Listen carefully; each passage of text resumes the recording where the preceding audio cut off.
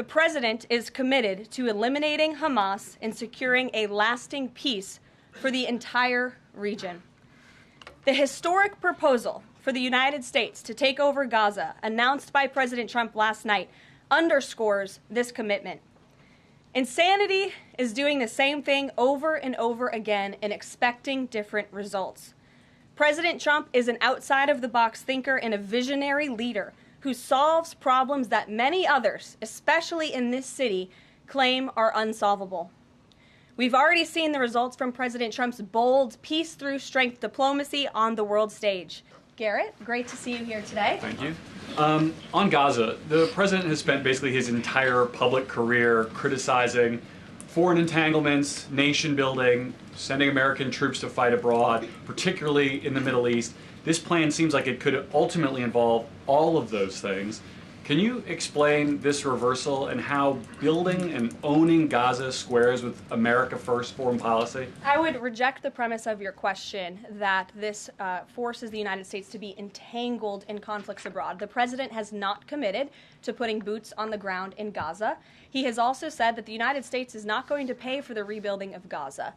His administration is going to work with our partners in the region to reconstruct this region. And let me just take a step back here, because this is an out-of-the-box idea. That's who President Trump is. That's why the American people elected him. And his goal is lasting peace in the Middle East for all people in the region. And as I said in my opening remarks, we've had the same people pushing the same solutions to this problem for decades. And it's been made very clear to the president that the United States needs to be involved in this rebuilding effort to ensure stability in the region for all people. But that does not mean boots on the ground in Gaza. It does not mean American taxpayers will be funding this effort. It means Donald Trump, who is the best deal maker on the planet, is going to strike a deal with our partners in the region. He did not rule out American troops in Gaza last night. Are you doing that now? I am saying that the president has not committed to that just yet. He has not made that commitment, and you know that. And on the foreign partners, the Jordanians, the Egyptians, the Saudis have already panned this plan. What foreign partners, if any, have expressed any interest in being part of it? Well, the president has said he's been socialing this idea for quite some time. He's been thinking about this. He said in his remarks last night this was not a decision or an announcement that he takes lightly. And the president has already spoken to the President al-Sisi. In fact, that was his first foreign leader call. He's meeting with the King of Jordan, King Abdullah, next week. He spoke with the King of Bahrain. He spoke with the Crown Prince of Saudi Arabia. And he has made it very clear, he's been very vocal, that he expects our partners in the region, particularly Egypt and Jordan, to accept Palestinian refugees temporarily so that we can rebuild their home. I'd like to show you some images of Gaza that were taken. Fox News aired this. I mean, that is, as they put it, an apocalyptic scene in Gaza. This is an uninhabitable place for human beings. Do you really think that families can live their dream in a region that looks like this, with no running water, no electricity?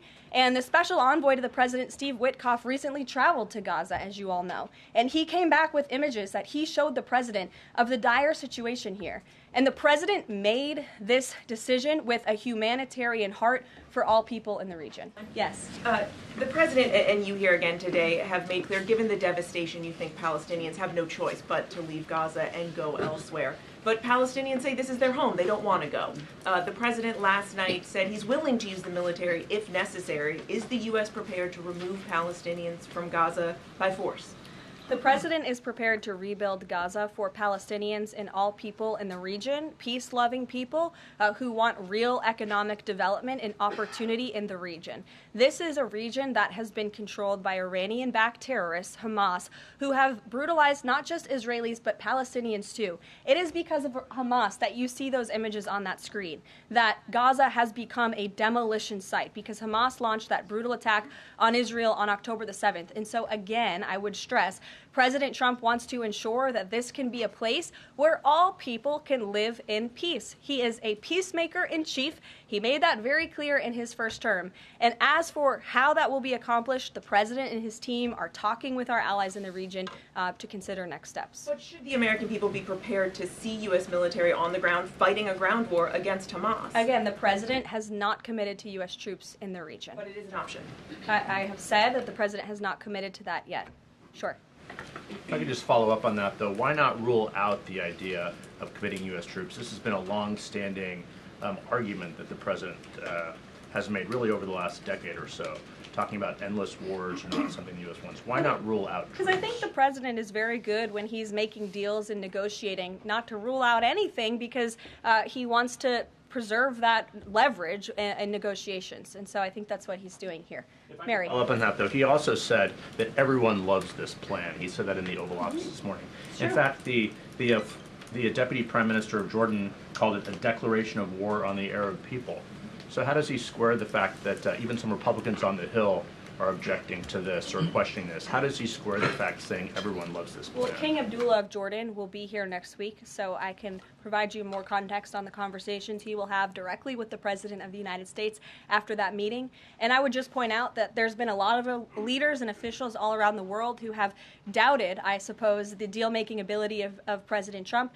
You heard the Panama leader saying that he would not agree to some of the concessions that he has now made because of Secretary Rubio's visit. You had the Colombian president saying he wouldn't accept flights of Colombian illegal nationals who have entered into our country illegally, and those flights are underway. So actions speak louder than words. Dasha.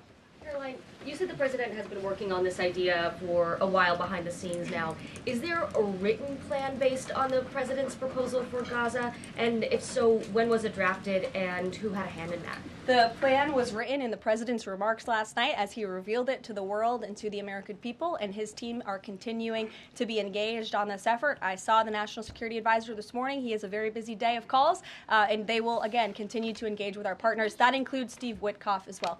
Tom Bateman with the BBC. Can you confirm that under the President's plans for Gaza, any and all Palestinians who want to stay in Gaza on their land will be allowed to do so? I can confirm that the president is committed to rebuilding Gaza and to temporarily relocating those who are there, because as I've showed you repeatedly, it is a demolition site. There is no running water. There is no electricity. The president wants these individuals to live in peace. He is committed to doing that with this very bold new plan, and we will continue to keep you apprised of updates as we receive them. Is it worth risking the life of a single U.S. Marine to turn the Gaza Strip into the Riviera of the Middle East? Phil, I'm not sure why you're asking me that question, because I've already said the president has not committed to sending Marines or any boots on the ground in Gaza. Does the president, is he looking at offering anything to these Arab countries that take in Palestinians? Is he willing to give them anything in return? And secondly, when the president announced his taking over Gaza policy yesterday, was Netanyahu aware of this, and what was his reaction when Trump presented that idea to him? I won't get ahead of the president's discussions or negotiations on your first question about what would be offered. I think the president's made it clear that he expects these nations in the region to step up and to accept Palestinian refugees who will be temporarily relocated for the rebuilding of Gaza. As for whether Prime Minister Netanyahu was aware before the president's remarks, he was indeed. I wasn't present for that reaction. But again, this is something the president has been socializing and thinking about for quite some time. Jeff. Thanks very much. Two questions. One, the president yesterday used the word permanent for permanently resettle Palestinians. I hear you saying temporarily today. Is that a shift or a specific change that you want to highlight? And my second question is, yesterday he spoke about the U.S. owning Gaza. Mm-hmm. Who owns Gaza now, and how would the U.S. acquire ownership? Well, Gaza is currently run by Iranian-backed terrorists in the Middle East, Hamas, who we all agree, I think everybody in the region agrees, that can no longer stand. Just look at the events of October 7th and the events since. And the president, again, is committed to rebuilding the region for all people who want to return to it once it is no longer a demolition site, and it's a place where people can actually live and thrive in harmony, as he said last night. His words, not mine. Daniel. Permanent versus temporarily resettle? Can you just clarify the president has made it clear that they need to be temporarily relocated out of Gaza for the rebuilding of this effort. Again, it's a demolition site right now. It's not a livable place for any human being. And I think it's actually quite evil to suggest that people should live in such dire conditions.